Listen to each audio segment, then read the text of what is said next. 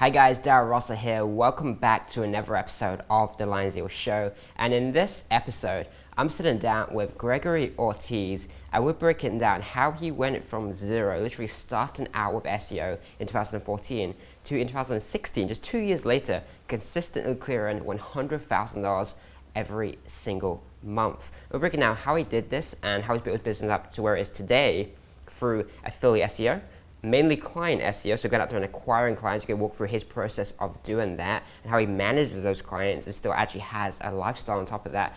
And on top of that, like things like systemizing and scaling up, right? Because there's a very big difference in running a business that makes, say, $5,000 a month or $10,000 a month to a business that makes $100,000 a month.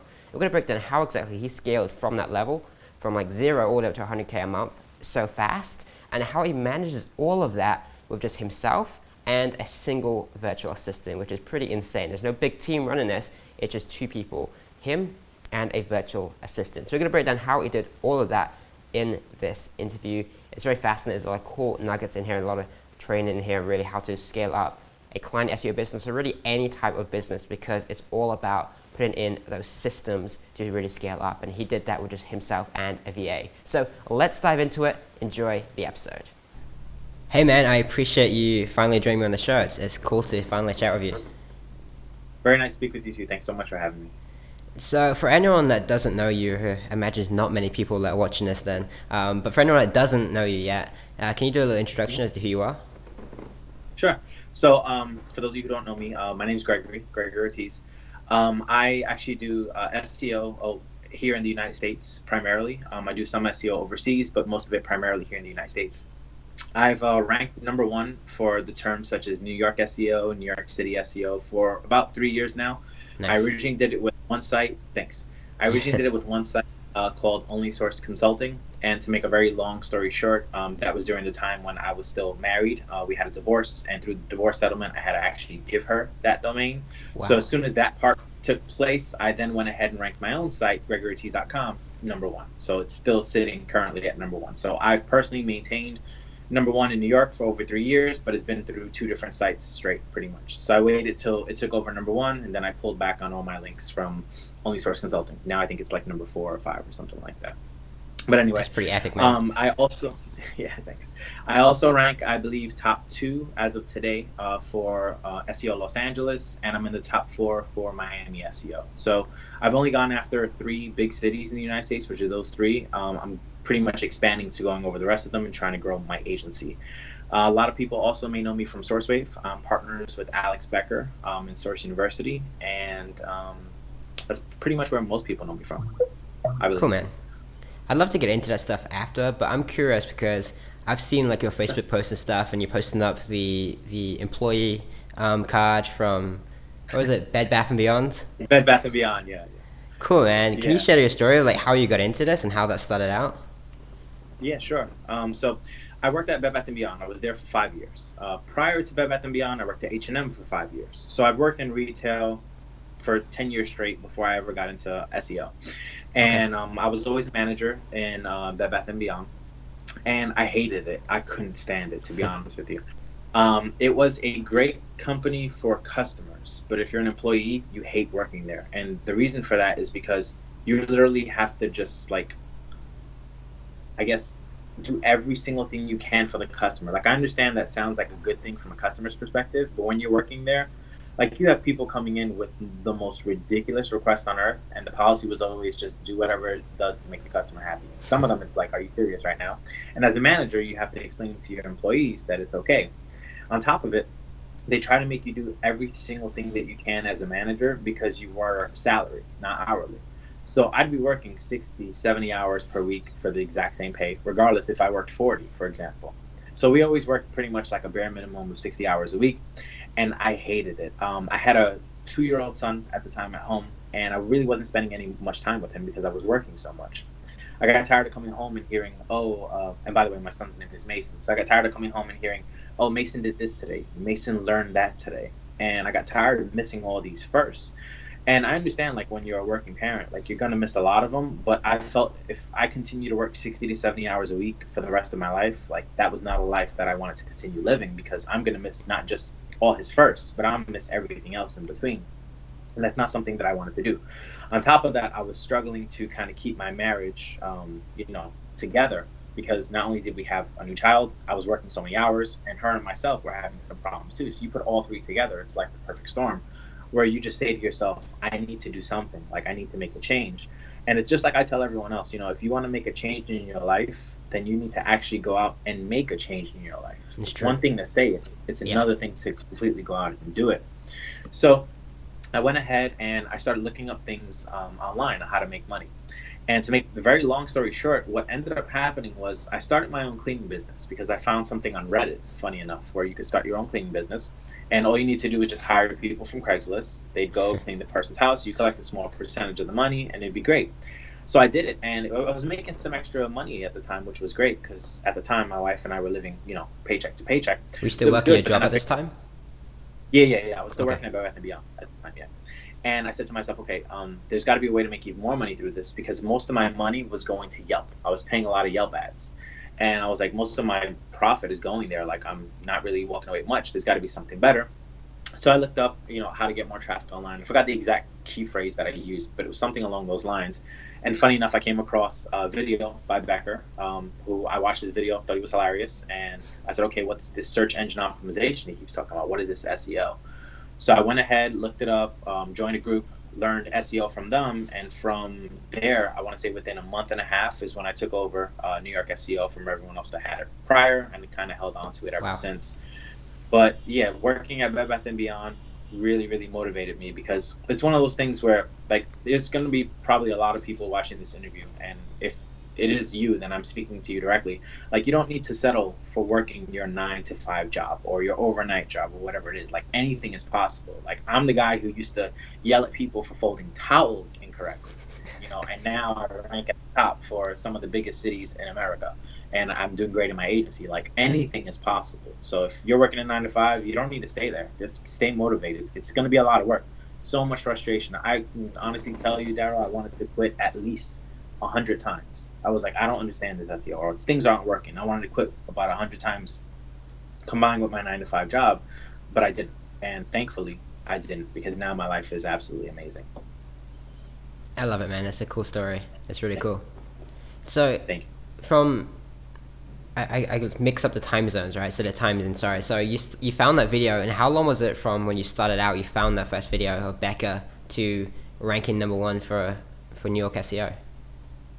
Oh, I did it within the first month and a half. Dude, that's epic. Okay. Were you a technical person at all? Yeah. Or? Say that one more time, sorry. Were you a technical person at all when you first started out with that? No, so when I first started SEO, the only thing that I really know how to do was mess around a little bit with WordPress. I had that to my advantage because prior to that, I was always interested in websites. I was on the internet since AOL first came out, when you used to hear the dial-up tone and everything. Like, the funny thing is, you speak to younger people nowadays, they have no idea what it is. They don't know what "you got mail" means. They don't know any of that stuff, which is funny. But I was from way back then, when it used to come on little discs.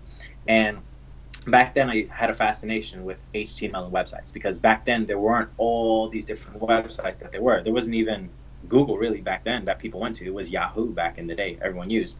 So I had a fascination with just figuring out how people could build websites. So I learned a lot of HTML back then. Fast forward a couple of years, I took a break from it all. Then I started hearing about WordPress, and I was amazed at how easy it was to kind of just, have the framework done for you and just build stuff on top of it. So it was like a side hobby where I just enjoy, messing with it, learning with it, trying to build little websites with it. And when it came to the cleaning business I was talking about, that's when I really dug into it and spent like a good month trying to learn WordPress so that way I could make this website look good for the cleaning company that I was referring to, because I didn't have any money to pay a web designer. So I figured I needed to do it myself and learn it myself. So going into learning SEO, that's the only technical stuff I knew. Was at least I had the advantage of knowing how to do some certain things with websites in WordPress. So when it came to building a PBN, that came pretty natural to me because I understood how to mess with WordPress. But other than that, that was really the only skills that I had that relate to kind of what we do. Okay, WordPress is relatively simple, thankfully. It's so much easier today, right? Oh, so, God. What sort of year was this then? What sort of year was this when you started out doing the SEO stuff? Oh, it was in 2014. 2014. Okay, that's not even that long ago. Okay, Yeah, cool. So yeah. I I'm actually gonna. started. I joined that course on May 9th, 2014. I'll never forget the date. Cool, man. That's when I started SEO.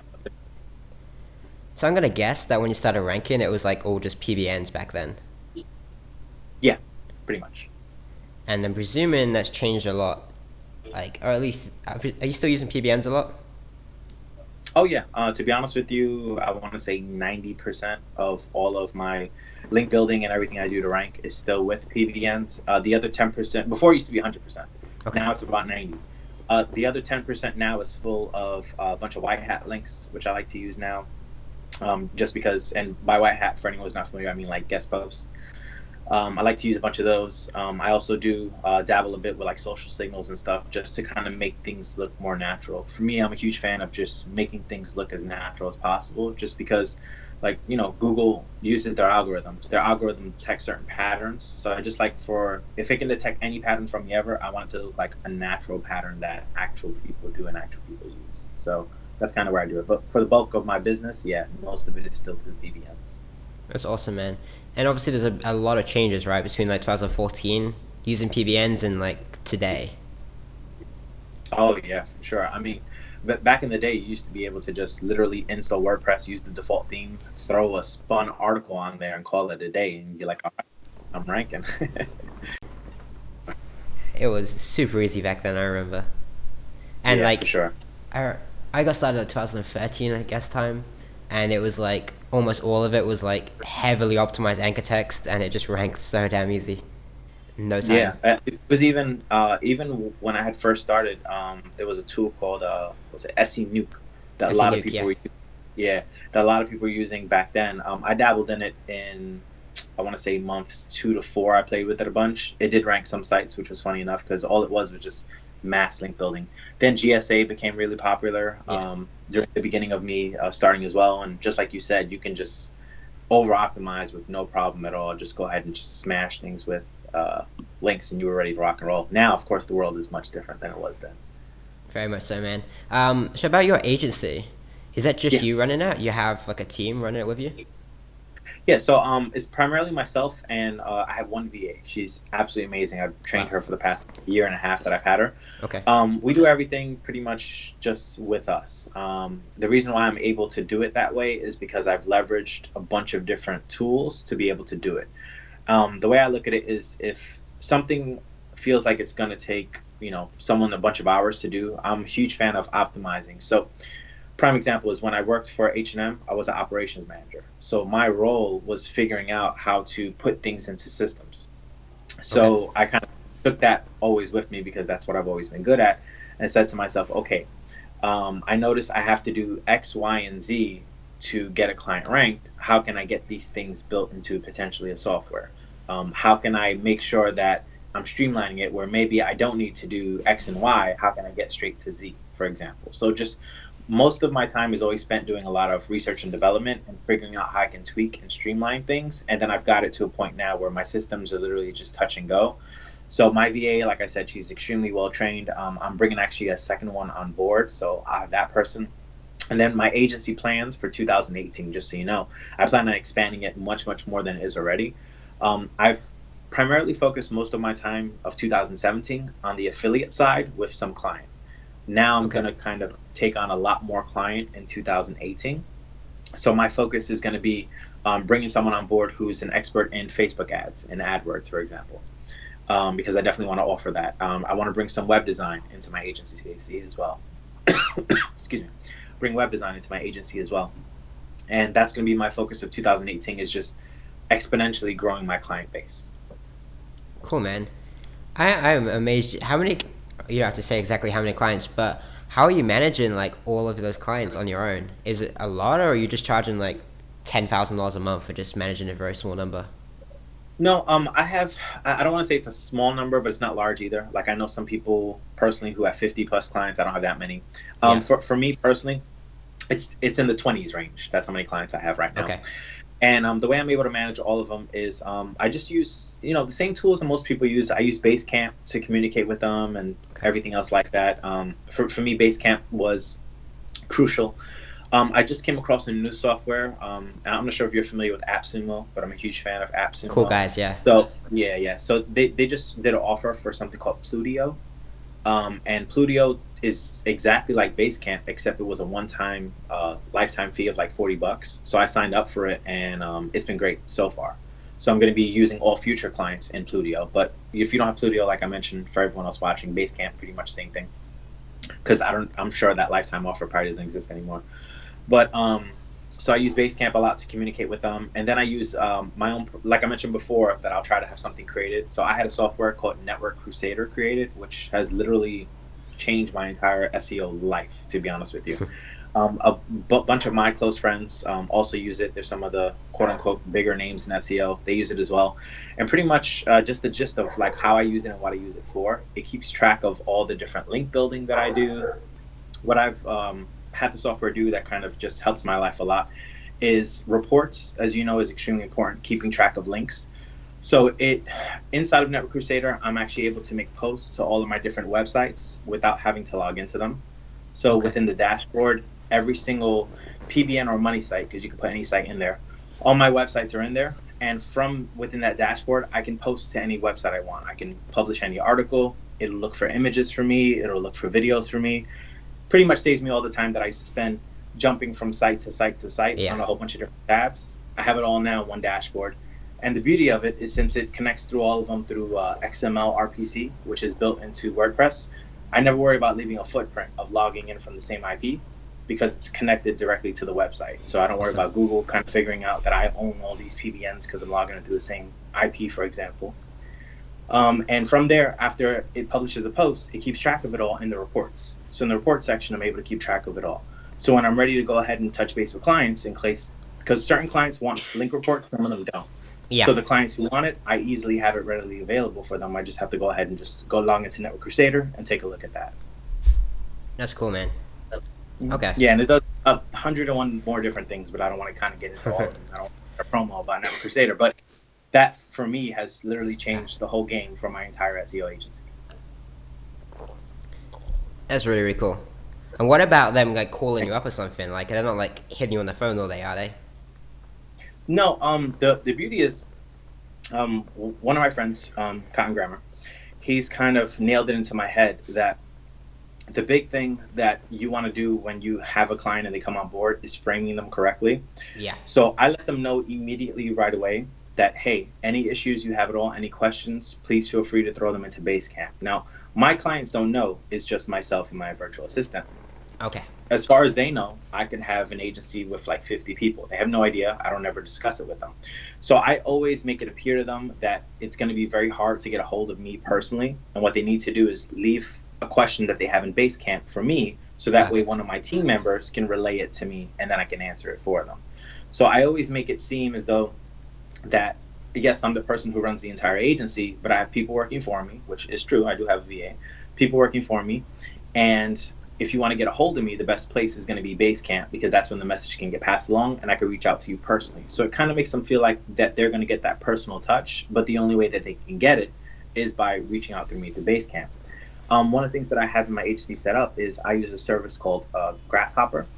Okay. And what Grasshopper is, it allows you to get any phone number you want anywhere. I mean, we all know a bunch of different services like that, but I prefer them just because through them I can get 800 numbers, I can get local numbers, and I can leave custom greetings for every single line.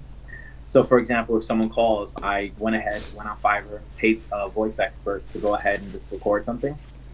And then they went ahead and just spoke about, thank you for calling, Gregory Ortiz your marketing, for sales, press 0. Sure. So they have all these options to press it. So it seems like a legit huge agency as well. Yeah. So when they call and they press it through my cell phone, I'm able to see first off which number they're calling. So I know if they're calling me from Los Angeles, if they're calling my Miami line, if they're calling my New York agency, whichever one it is.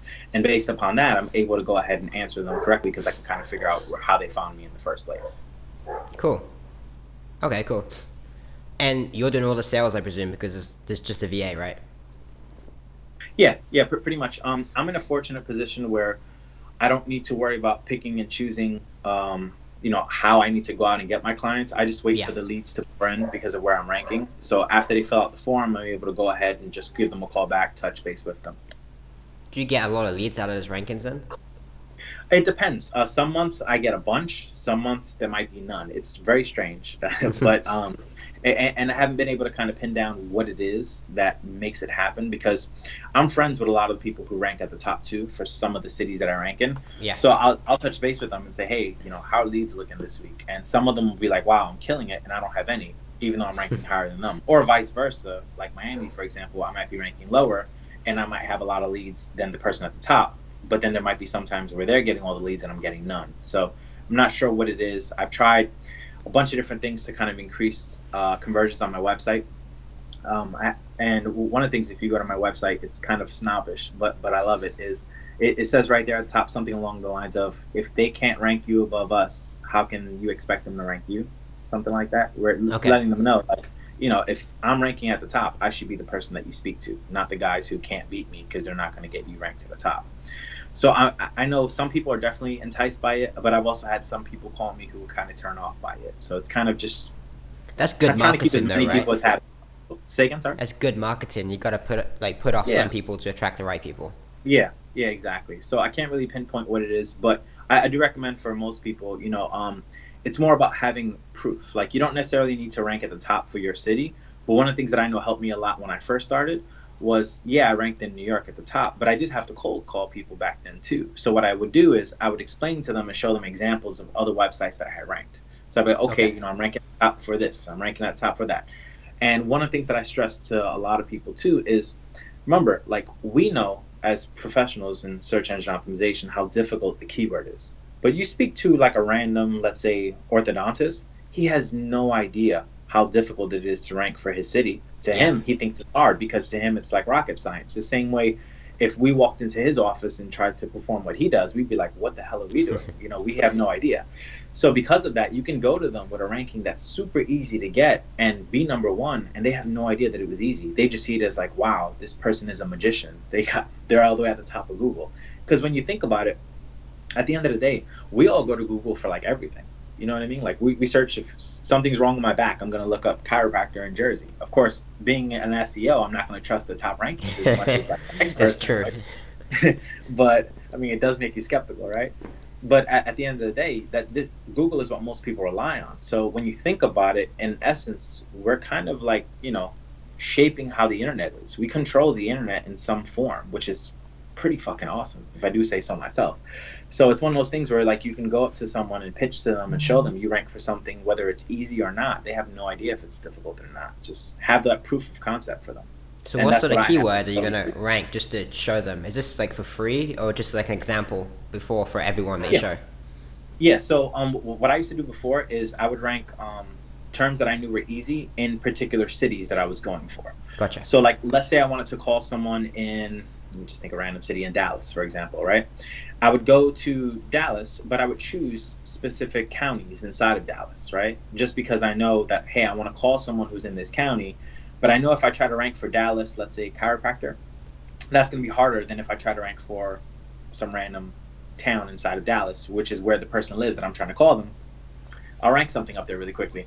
And the quickest way to get it done really is by video. I mean, we all know YouTube SEO is much easier than regular SEO to get quick rankings, at least in the beginning. So you rank something up there really quickly, you show it to them, they're like, ooh, or they're just not interested, which means they would have never been interested in the first place. But 9 times out of 10, they're going to be pretty interested, and they're going to want to at least hear you out. For me, it's all about trying to get your foot in the door, and that's the thing most people struggle with. Like, yeah, it's true. I already know you, for example, get them, because I get them all the time too. Like, you have other SEO people calling you, trying to pitch you to get your business ranked. Like, it's the funniest thing in the world to me. And it's like, you have random people calling you, and it's like, okay, I'm not interested. Now, we're getting that. Just imagine how much someone who's in the same kind of business we're trying to reach out to themselves get.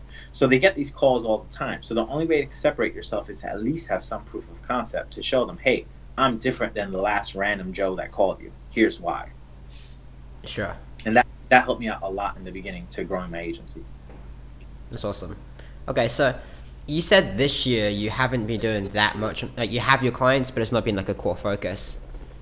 Yeah, so for this year, I focused a lot on affiliate. The reason why I focused a lot on affiliate, just to be 100% blunt and honest with you, was because I wanted to party a lot more this year. So I had gotten my place in Miami. got in a penthouse, was totally sweet, loved it there. And I just wanted to party in Miami. That's what I've wanted to do for years. Single guy, hey, why not? So I figured, passive income would be the best thing. So of course I kept the clients that I had, but I didn't continue moving forward trying to get more. So a lot of lead forms would get filled out and I just pass them along to friends. But I focus mainly on affiliate. So affiliate wise, my business has been doing phenomenal. It's been keeping me afloat. Everything's been going great. So this year, things have been great as far as passive income goes. But I know that it's not something that I want to have or rely on forever, because at the end of the day, clients are always going to need more business, right? Yeah. So like if I have an affiliate website on, let's say, I don't know, some kind of particular skin cream, right? I might be killing it right now, but what if next year, the FDA or someone says, hey, don't use this anymore, it causes cancer. Then boom, that affiliate site that might have been making me 5 figures a month is instantly gone. I'd rather deal with a client that's with me, and yes, you can lose a client instantly. They can just change their mind one day, wake up and say, hey, we don't need SEO anymore. But if you're a good enough marketer and a good enough salesperson, you can kind of talk them out of it, or you can kind of talk them into getting maybe a lower plan that they had before with you. You can at least try to keep them, or you can get them back. Whereas that affiliate site, like I mentioned, once it's gone, it's gone. Like they're not going to Yeah. come back and say, oh wait, we changed our mind, it doesn't cause cancer. And like You know what I Amazon, mean? when they did the big commission changes, like a lot of people lost a lot of value Exactly. on their sites. Yep, exactly, for sure. Okay. So affiliate is like good because it's passive. It's good Mhm. because you can make some pretty good money from it, obviously, and you have to deal with Yeah. people. But Yep, then sure. it's always got that higher risk of like, if not losing overnight, like, it could drop or something like that. The offer could change or anything. Yeah, exactly. It's lack of control, Like I guess. yeah, exactly. You don't have as much control because with affiliate, there's not someone you can speak to change their mind. It's just it is what it is. And also you're at the mercy of, a lot of times of affiliate networks. Like what if the affiliate network, just like you mentioned, Amazon wants to just change their policy? Like what are you gonna do? Tell them no, don't do it? Too bad, you know what I mean? So it's one of those things where you're at the mercy of other people. I like having a little bit more control of stuff myself. But you're still doing it. Oh yeah, for sure. I mean, those sites are still ranking. They're up there. They're making money on their own. I never need to touch them. Once my rank tracker report comes in daily, I check it to see if any of them drop. If they did, maybe I'll throw a little bit more link love at it to kind of get it up. But beyond that, not really. Fair enough. So you wouldn't rely 100% on affiliate then? To be honest with you, at this point, I wouldn't rely 100% on anything. Okay. And I say that because for me personally, things were never really 100% one thing. So at the beginning, when I first started, I had clients, right? And that was probably the only time it was 100%, where I had like my first 3 clients. But then after that, I started figuring out how to sell PBNs because I figured, hey, people need PBNs. Let me figure out how to sell them as well. So I went into that business. So at that point, it became half my business was PBN selling and half my business was client. Then I grew affiliate into it as well. So for me, and once again, for everyone watching, you don't need to necessarily go out there and sell PBNs either. You don't need to actually sell a product. This is just what happened for me. Sure. And I felt it's one of those things where you kind of always want to have your hand in more than one basket. You know what I mean? If you're great at clients, that's fantastic. But figure out how you can make more money from them. Maybe instead of doing just SEO, you offer them paid ads too, because now you're digging into you're still staying within the client realm, but now you're offering them more than one service. Because one of the things that I learned from one of my very close friends, Ryan Stewart, who we grew very close with in Miami. He kind of put in my mind that you want it to be where the client can't get rid of you. It's going to cause them so much pain to get rid of you. So Yeah. he offers them web design, he offers them hosting, he offers them a paid ads, and he offers them SEO. So if you're a client, like if you fire Ryan, you have nothing. It That's sounds not bad, but something. no, it's good. I Yeah, get it. but, yeah, but I mean, obviously him and his agency are fantastic. They're good at what Yeah. they do, so the clients stay happy. But if you are a client and you're thinking about leaving, where are you going to go because you just lost everything? Or if you want to put a hold on SEO, Ryan's fine with it because he's still making money off of you from Facebook ads and Google ads, and he's still making money off of you from web design. And that's kind of where my focus is going to be for 2018 moving forward is, yes, I want to focus more on client, but it's not going to be 100% just client SEO. It's going to be more than just client SEO. It's going to be paid ads. It's going to be web design. It's going to be everything.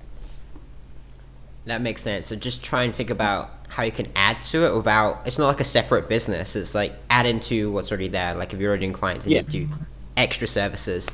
If you do an hmm affiliate, then you, I don't know, add more sites or whatever, or Yeah. Yeah, exactly. It's expand gonna be traffic sources. Like even like you could, if you build a big yeah. authority site, you can build Facebook ads to it and stuff like that.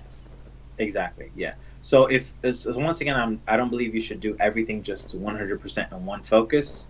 I mean, at the beginning, you need to. Like, if someone is Absolutely. just starting out, please focus on just one thing, because you try to do too much, you'll never be good at just one thing. Focus on one thing. Like what I did, like I mentioned, in 2017, I focused on affiliate. But remember, I started in mid 2014. So for about a year and a half, I focused just on clients and PBNs. I didn't touch affiliate at all. 2017 is when I got into affiliate because, like I mentioned, I wanted to perfect at least those two things before I moved on to something else. Yeah. Now that I'm very comfortable with affiliate, now I can expand and go on to more stuff. So keep that in mind too, in case anyone out there is thinking of, let me jump into this and this and this. No, focus on one thing first, then grow. Okay. I'm gonna be very blunt with this question, but dude, what Sure. sort of numbers are you doing? Yeah. So it depends on the month, to be honest with you. Most of 2016 and the very beginning of 2017, every single month I did was over $100,000 a month. It was Nice. phenomenal. But then, like I mentioned, I stopped taking on new clients. And as certain clients maybe wanted to hold, put on their SEO, or I already did everything I could for them, they were ranked number one. It gets to a point where how much long am I going to keep collecting their money when they're already ranked number one? I kind of said to myself, you know what? I rank you guys number one. Keep the ranking. You guys can go, because I don't want to deal with having to answer them. Like I said, I wanted to focus on parting, to be honest with you. Yeah. So it got to a point where now my months are anywhere from 60 to 75,000 a month, which still isn't too shabby at And all. that's like a But trying to get it lifestyle back year, up. right? Say again, sorry. That's a lifestyle year. You just wanted to party and make some money and Yeah, take it easy. yeah, exactly. I just wanted to enjoy as much life as I could. And still at the end of the year, once we're still targeted to make over $1 million, which is phenomenal. Which that was my goal anyway. I mean, last year we killed it, so this year definitely going to still make over a million, which is great. And then 2018 is going to be, like I said, focusing on just getting those $100,000 plus months. But in order to do that, I want to add all those extra things I was referring to. Dude, I love the speed of your progress. You started, 2014, and 2016 Yeah. you were clearing like six-figure months. That's epic. Is there Thank- anything that you did specifically that caused massive jumps along the way? Yeah. Imagine you go from 0 to 100. Imagine there's like 0 Yeah. to a certain number in it. Big jumps. Yeah. So what I'm gonna tell you is the 100% honest, blunt truth. I know it's gonna sound kind of cliche, but it's very, very true. It's not what you know; it's who you know. Okay. So I've been very fortunate where, I have, I guess, what most people say, a nice personality. Like everyone that meets me, fortunately, most people anyway, they meet me, like me as a person, because I'm overall a good person, and I'm always looking out for other people.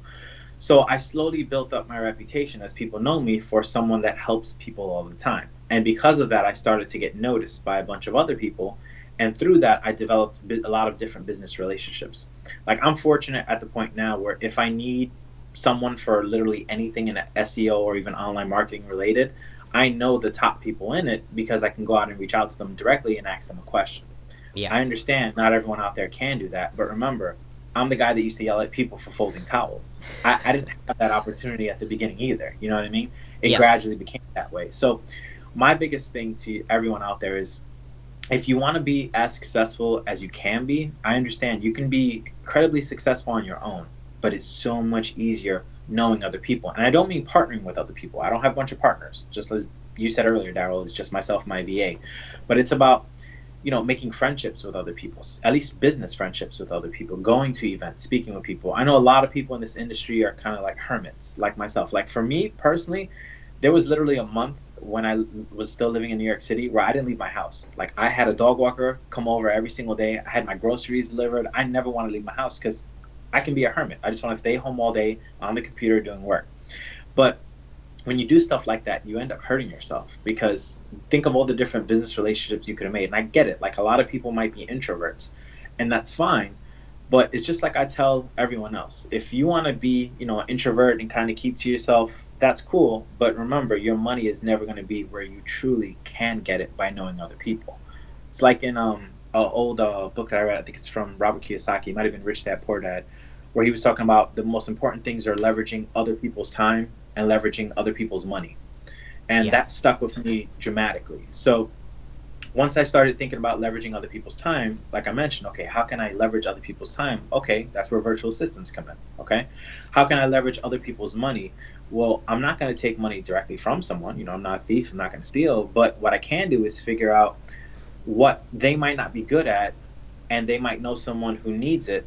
How can I fill that role? So, prime example, I have a friend who he's an amazing web designer, like phenomenal, one of the best web designers I know, but doesn't know a lick about search engine optimization. But anytime someone asks him about it, if they're a high enough paying client, boom, I get that referral immediately.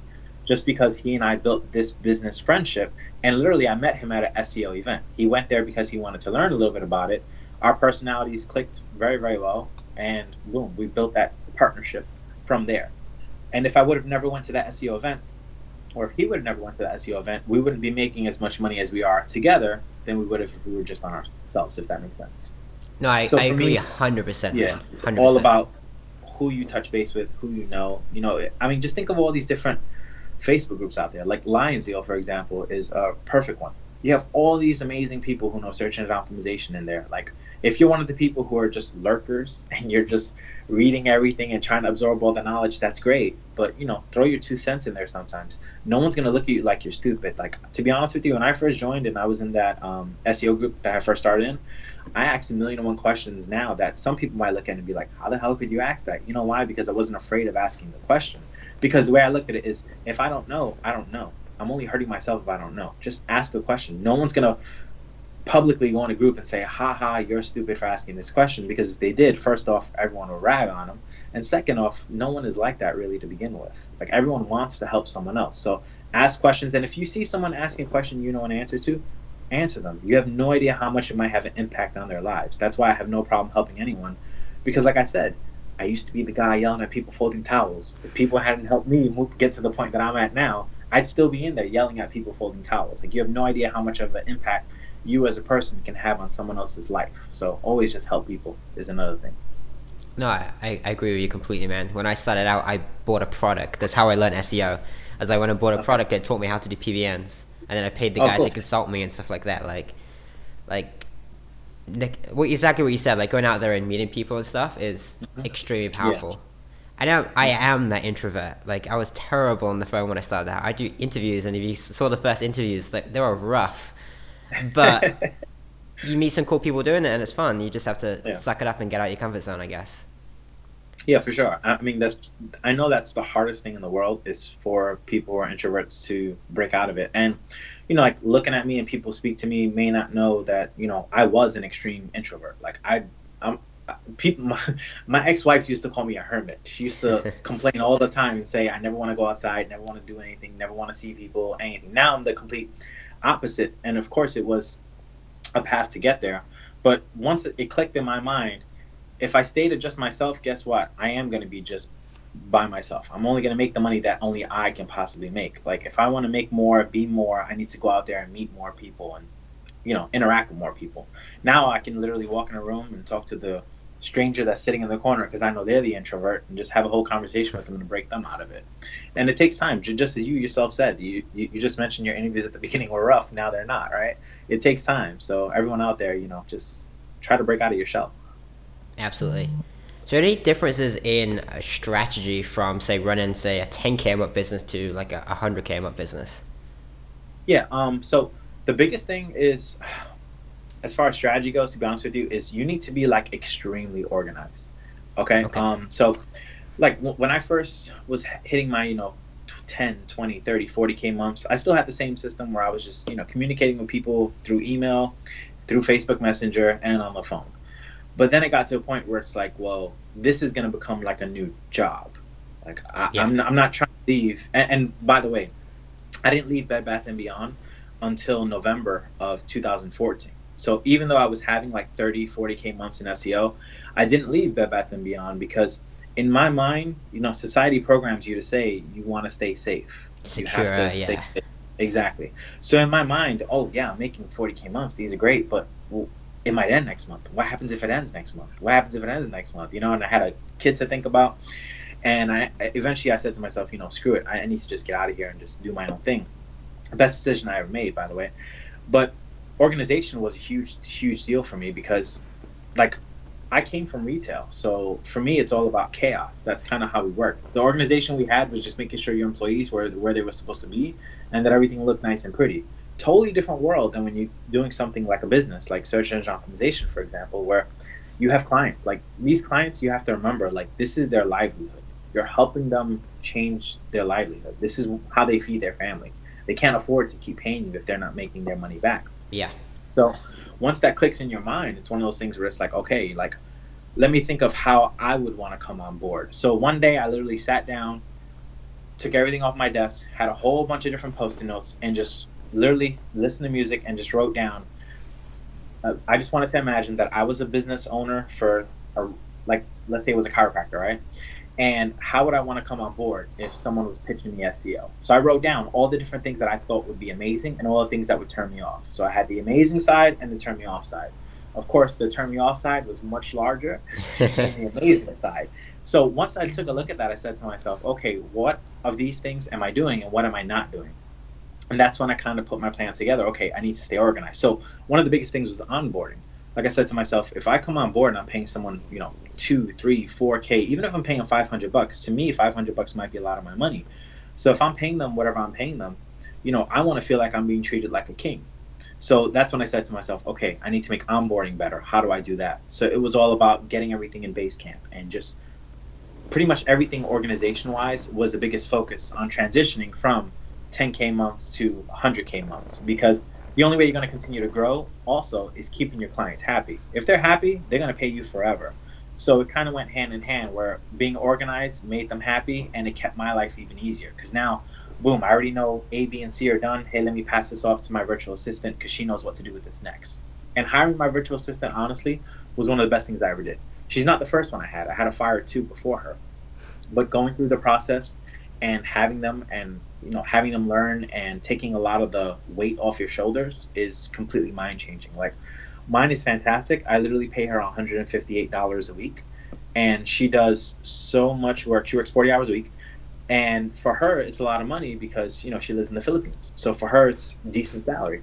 And she's thanked me countless times that, that I've helped change her family's life, is what she tells me all the time. That's and pretty good pay, first off, it makes me feel amazing knowing that her and her 2 kids are taken care of now because, she has a steady job. She's been with me now over a year, and things are going great. Mm-hmm. And at the same time, when you look at it from a business perspective, that investment is paying off 1,000,000 times fold. Like, she's able to take care of things so I can focus more on the business side of the business, which is growing it, scaling it, making it grow more, filling certain roles that I need done. And the biggest thing, like I mentioned, with growing it was organization and my VA. So if I had to choose 2 things that someone would need to scale their business more, I highly recommend getting someone. It doesn't need to be a virtual assistant. It could be an employee you have, whatever.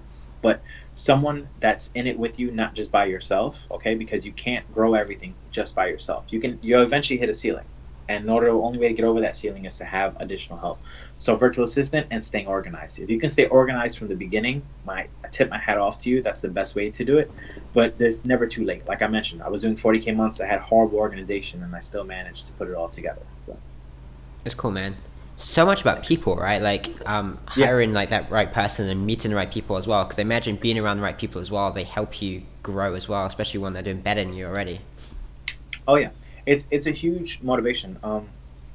I forget where.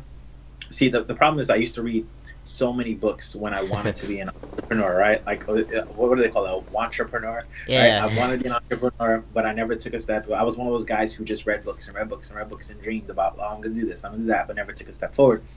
And I forgot which book it was that I read it, but someone mentioned something about surround yourself with people who are doing better than you because they're going to motivate you to do more. And that's exactly what I do. Like, I have friends that are making 10 times the amount of money that I'm making, and in a funny way, I'm happy for them, but it pisses me off because I say to myself, I'm with them. I see this person. They're no different than me. We're of equal intelligence. Why is it that they're able to do it? So it just motivates you to just push yourself harder and further and say, okay, you know what? So-and-so is doing this much. I'm here. How do I get up there? And by the time you're up there, of course, they've gone higher. But it's great because it continues to motivate you. And like you mentioned, it's all about people. And one of the biggest things that I didn't actually touch base on before, and it's I guess a touchy subject. If you don't mind, I'd love to touch base on it because Sure. I feel it changed my entire life. Is getting rid of negative people. So I got rid of all the negativity in my life, and a lot of people at the beginning judged me and said, "But Gregory, like that's your family." And the people I'm referring to are people in my family. Okay, wow. Yeah, so I'm talking about like my mother, sister, brother, father, grandmother, all of them. And the reason for that, and it's a touchy subject for me, but one of the reasons why I had to do it, and of course, I'm not saying tell the people dump your whole family. I'm just saying, if you have negativity in your life, figure out how to deal with it. But for me personally, the way it was, my parents, my grandparents, my great grandparents, and everyone else before me, we all grew up dirt poor. When I say dirt poor, I mean dirt poor. Like no one made more than $40,000 per year. Okay, so when I had my Yeah. first $40,000 month, I cried tears of joy. It was like the greatest thing in the world. But no one made more than $40,000 per year. So we grew up dirt poor. Like I literally can tell you honestly that during the summers we would go to the school to eat lunch in school because it was free. Like that's how Wow. poor we were. Okay. We had no money. We had nothing. Okay, and it became one of those things. As I got older, I realized, well, I'm kind of just gonna repeat the same cycle as all of them, because not only is this something that this is the only thing they know, the messed up part is my family was comfortable with it. They were okay with it. They were okay living that life. They saw nothing wrong with it. And I noticed as I got older, they kind of like, I guess, trained me, like in your mind, however you want to phrase it, that people who have money are bad people.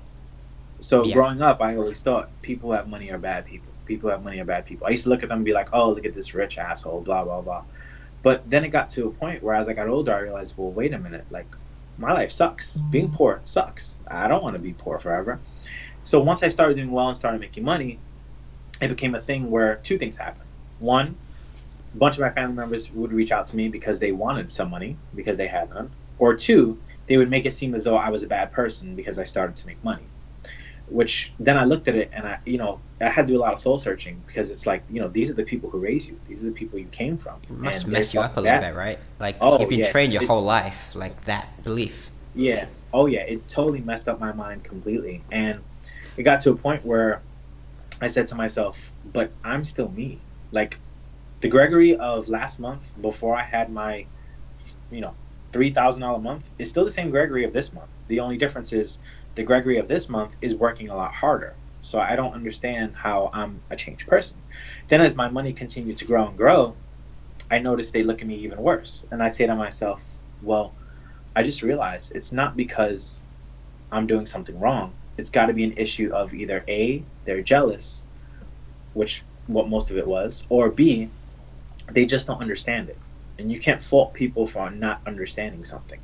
But it got to a point where I said to myself, well, they're going to continue to talk negatively about me all the time. They're going to continuously try to make me feel bad about making money. And they're going to keep on making me feel bad about working so hard. Like they put thoughts in my head and say, oh, your wife's going to leave you because you're working so hard. You're working so many hours at Bed Bath & Beyond and you're doing this side business. But then I say to myself, well, no, she's not, because I'm finally making money where we're happy, we're comfortable, we're able to buy stuff. We're able to buy stuff for my son. At the end of the day, all I care about is his happiness more than even my own. That's what mattered to me the most. And at the end of the day, I'm not living in a poor neighborhood anymore. So to me, that was what was important. So I got to a point where I realized, even though you're my family, I love you, I will love you forever, but you all got to go away from my life because there's nothing but negativity. If you all want to become positive once more, I'm more than happy to welcome you back, but I can't deal with any kind of negativity. And I did the same thing to about two friends that I had almost my entire life. One of them became extremely jealous, and the other person just became weird after I started making money. And I said to myself, wow, this sucks. But the funniest thing is, if you speak to people who have been through this exact same situation of coming from nothing and making money, or even people who had something and made even more money, they all run into the same scenarios. The biggest difference is a lot of people don't want to talk about it. I have no Yeah. problem talking about it because, I'm an open book. But it's one of those things where, like, if you, like, I'm speaking to everyone that's watching this, like, if you feel like you're surrounded by negativity, you have to figure out what you need to do to get negativity out of your life, because all it's going to do is hold you down. And at the end of the day, no one pays your bills. No one takes care of you. No one does anything else for you but yourself. And if you have a significant other, your significant other. Those are the two most important people in the world, other than your children, if you have any. If not, and it's just you, then you are the most important in the world, person in the world at the moment. Because at the end of the day, those negative people, if they were doing the kind of things you were doing, they'd be looking out for just themselves. So you should look out for yourself as well, always. And of course, like I mentioned in the beginning, you want to help as many people as possible. But when I help people, I only like to help positive people. I don't want to help anyone that's negative, because if you're negative, you can't help yourself. How can I help Yeah. you? How I look at it. So when you're saying like cut out negative people or do what you can with that, do you literally like never speak to them again, or is it just like condense it down like maybe once a month, once every few months, like? Yeah, so it depends. To be honest with you, I tried right away at the beginning condensing it down a lot. Some of those people are extremely condensed, where I communicate with them like maybe once a month, and it's through like a text message or a Facebook post or sending a picture of my son or something like that. And then there's other people, like for example, my own mother, who I just don't speak to at all. I haven't had a conversation with her in 2 years. Wow. Okay. And yeah, and once again, like I said, I don't recommend that for everyone. But if people understood and knew the situation, knew how negatively that person affected me, they would understand why. Like, it's the type of person where if I still had her in my life, I promise you and guarantee you I'd be suicidally depressed about how successful I am right now. Or she would have taken all of my money by now, one or the other. Okay. So that's why she had to get cut out completely out of my entire life. Because some people just have certain things that just can't be helped, is the best way to phrase it. So I don't recommend cutting people out immediately, but there are going to be some people you need to cut out immediately. I mean, Daryl, let me ask you. You have a bunch of friends now, right? But I think back to maybe 5 years ago. I'm pretty sure you probably had at least one friend that was a close friend that's no longer in your life like the way they were 5 years ago, correct? Pretty much anyone from school, I speak to them Yeah. maybe once every 6 months. Yeah, exactly. And I want everyone to think back on that. Like when everyone's in school, when we were all in school, like our friends to us were like the most important thing in the world, because we're in school almost, majority of our day. Our friends, we see them all the time, and we think these are going to be our friends for our entire life. And then as you become an adult, you slowly start to lose touch with a bunch of these friends, because people move on, they get married, they do this, they do that. So it's the natural progress of things. But the people you hold on to as you get older, when you look at it, funny enough, are people who are positive influences in your life. So why not make that conscious change to weed out all the negativity and stay with the people who are positive? Because 5-10 years from now, those people that you're letting in your life and staying there that are negative, they may not be there anymore. So why not get rid of them now so you can continue to grow and flourish right now, is how I look at it. Yeah, and you've gotta like yourself. Clear up. In a way, you gotta clear up that space so the more positive people to come in. You've said exactly. you're lucky to have so many amazing friends these days. You have to clear up the space of all this negativity, because you hang out with negative people, positive people won't hang out with you. Yeah, exactly. And that's exactly right. The same way I mentioned before, like, I get motivated, and one of my friends is making a bunch of money and I get pissed off, but at the same time, I know for a fact that if I'm making more money than another one of my friends, they get motivated and pissed off and they want to make more. So it's one of those things where we're all just constantly helping each other succeed. And once one of us has success, we're each other's biggest cheerleaders. And that's the kind of people I want to surround myself with, are people who aren't envious or jealous or looking to take advantage of my success. People who push me to have even more success. People who slap me a high five and say, that was amazing, good job, keep it up. Those are the kind of people you want to keep with you at all times. Absolutely. Okay, final few questions then, Sure. just to wrap this up. What are some, including your own, what are some tools that your business could not run without? Yeah, so like I mentioned before, Network Crusader, and Daryl, if you want, at the end of this interview, I'll send you a link, because Network Crusader is not open to the public. You can only get into a backdoor link, so I'll send you that link if you want to include it. Awesome. But Network Crusader, I can't run my business without, for sure. Basecamp, I can't run my business without. Domains Genius, it's another tool that I had created. I used to use Register Compass, for anyone who's familiar with it, but Register Compass is kind of dated. So it's where I get all of my auction domains from. So I had a tool created called Domains Genius. It costs the same as Register Compass, but it's just much, much better. So Domains Genius, Network Crusader, Basecamp. I'm trying to think what other like must-have necessary tool that I use all the time. My whiteboard, funny enough. It's actually useful. I'm with you there. Yeah, my whiteboard for sure. I mean, it's full of all kinds of stuff. Post-it notes. I'm a huge fan of post-it notes. I took that with me from when I worked at Bed Bath & Beyond. I use them now all the time too.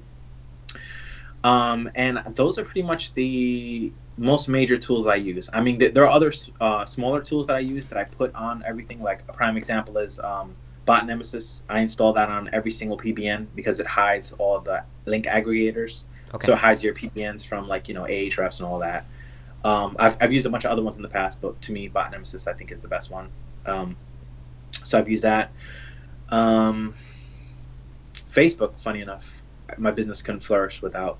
Yeah. Because I mean, most people kind of overlook it, but when you think about it, like, where do you go when you have a question or you're stuck with something? Usually you jump in one of the Facebook groups, right? And you ask people questions. Like, my business couldn't grow without it. Plus, I communicate with so many people, such as yourself, through Facebook Messenger. It just makes it so much easier. That and those are going to be the tools that my business can't really run without. And I know you used to read a lot of books. You said that. Is it like 2 or 3 books that like you don't want everyone to go read tons of books and not take any action, but is it 2 or 3 that really had like a profound difference? Yeah, Rich Dad Poor Dad definitely had a profound difference on me. Not for its entire message, but certain aspects of it. So, like I mentioned, leveraging people's time and leveraging people's money to me was a huge takeaway from that book. Another thing too about that book is it kind of reframed my mind to think about money in general. I thought that was absolutely phenomenal. I know people also aren't a huge fan of Donald Trump, but a lot of his older books before he became president, I used to read a lot of his books because he was a smart businessman, still is, in my opinion. But a bunch of his books were very helpful. I can't think of one in particular that kind of struck a chord with me, but I read most of them. They all were pretty helpful and beneficial to me. Okay. Another book that changed my entire thinking on everything, honestly, was The 4-Hour Workweek. I love it. Yeah. Yeah. And the funny thing is, like I mentioned, I used to work so much, right? But on the way to work, I have to ride the subway. So it was an hour ride subway there, an hour ride subway back. So before I even started learning SEO, I used to be a huge fan of audiobooks just because I listened to it through my iPod at the time and then eventually iPhone. And I would listen to the audio of The 4-Hour Workweek, and I just replay it over and over and over again. And a lot of things that stuck with me was how, this man was able to scale his business using virtual assistants. So I always knew from back then, this is something that I need to do and get to, and here's what I need to look out for. I mean, obviously the entire book was good in my opinion, but there are certain aspects of it that always stuck with me. And the biggest part of it all was, like I mentioned, leveraging someone else's time, which would be your virtual assistant. Yeah, absolutely. I think it's a book worth rereading. I think it's really good. Yeah, okay. Sure. Final question then. What is something that most people don't know about you? I have a culinary arts degree, funny enough. Okay. Cool. I actually went to college to become a chef. That's what I wanted to be originally before I fell into working in retail. So I got my culinary arts degree. I can literally cook pretty much anything. I'm an amazing cook, from what my ex-wife and girlfriends afterwards have told me as well. So I can cook anything. But yeah, that's one thing most people have no idea about me. That's pretty cool, man. We'll go around your house for some food. Sounds good. If you're ever in town, of course. Cool, man. Well, I appreciate you joining me today, man. It's been super fun. We got a lot of good nuggets in there. Thanks for having me. I really appreciate it. Thanks so much. Awesome. Well, I hope you guys enjoyed the episode, and I'll see you next week.